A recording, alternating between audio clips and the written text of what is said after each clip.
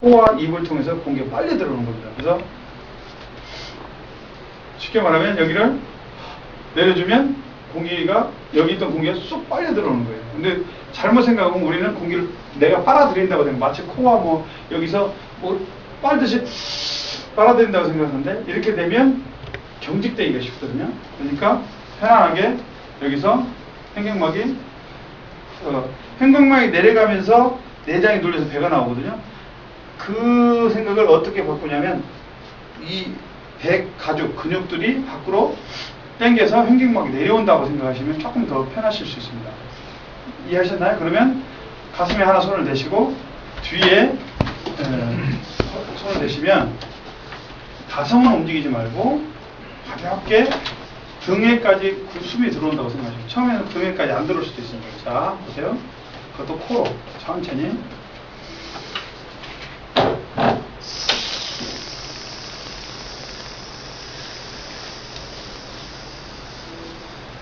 그래서 멈추시고 멈춰야 횡격막이 내려올 시간이 필요하거든요. 그 다음에 숨을 들이키셔서 멈추셔야 돼요. 보세요. 가슴이 들리면 안 돼요. 가슴이 들리면 안 되고 다 빼시고 가볍게 멈췄다. 그 다음에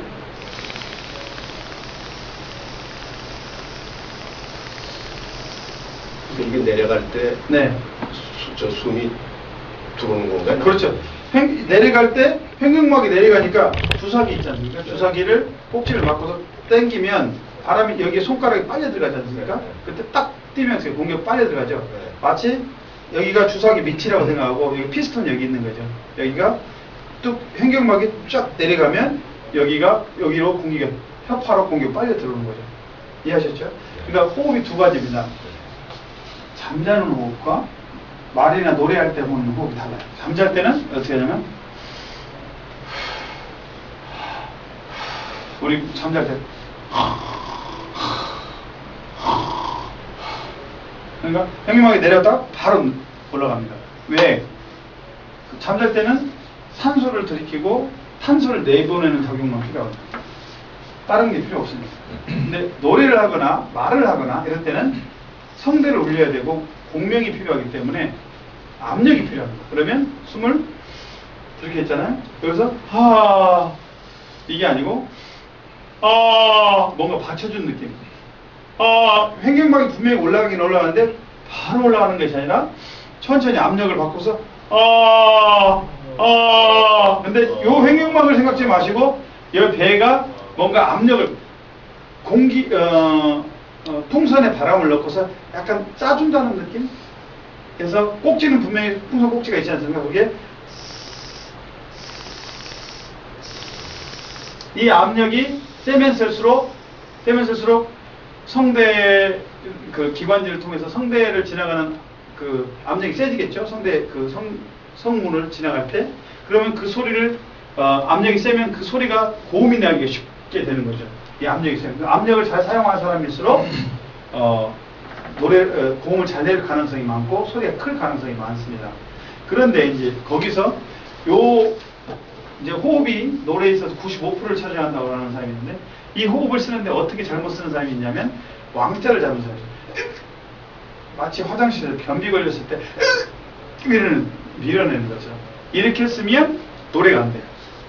왜 그러냐면 공기를 빼내는 압력을 줘서 공기를 빼내는 거거든요. 어떤 거냐면 마치 튜브에 여름에 쓰는 튜브에 바람을 넣는데 엄마가 튜브를 건들지 말라고 그랬어요. 건들지 말라고 그러는데 몰래 그런 거거든요. 엄마가 오시는 게 보여요.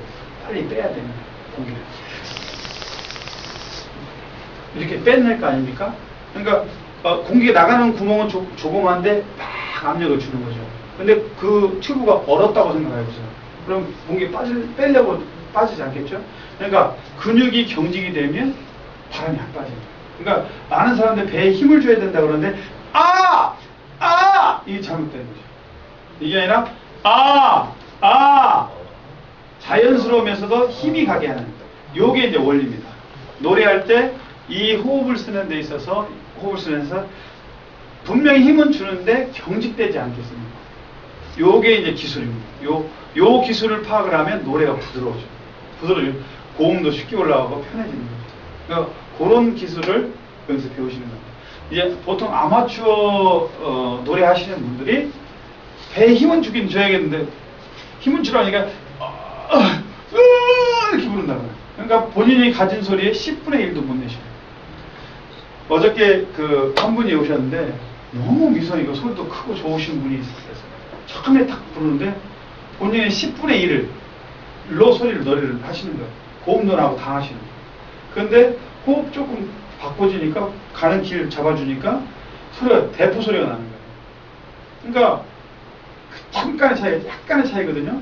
근데 그동안 그런 것을 지적을 받았어도 못 고셨을 수도 있지만 잘 지적 안 해주시니까 그냥 자기 귀에 도취돼가지고 그냥 노래를 하신 거예요.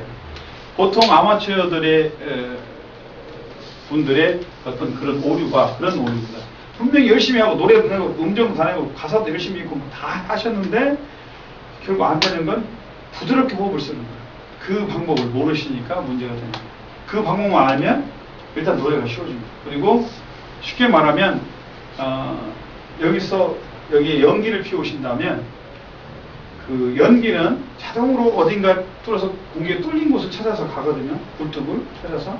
그런 것처럼 어디 확 누가 잡아놓지 않고 자연스럽게 놔두면 소리는 제 길을 찾아가게 되어 있습니다. 그게 신께서 만들어 놓은 소리의 원리거든요. 그 원리를 제가 항상 어디 가서 강의할 때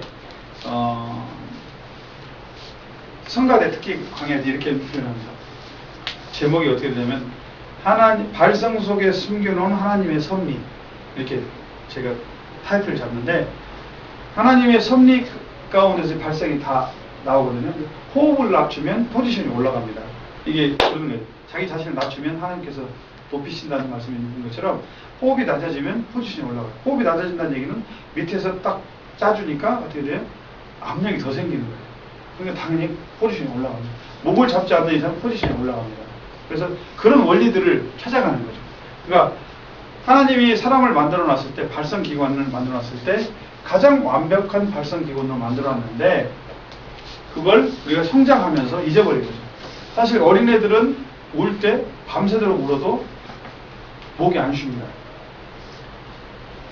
멀리 가고 소리도 조그만 애가. 그런데 우리가 크면서 복식호흡 어릴 때는 다 했거든요. 크면서 그 복식호흡 다 잊어버린 거예요.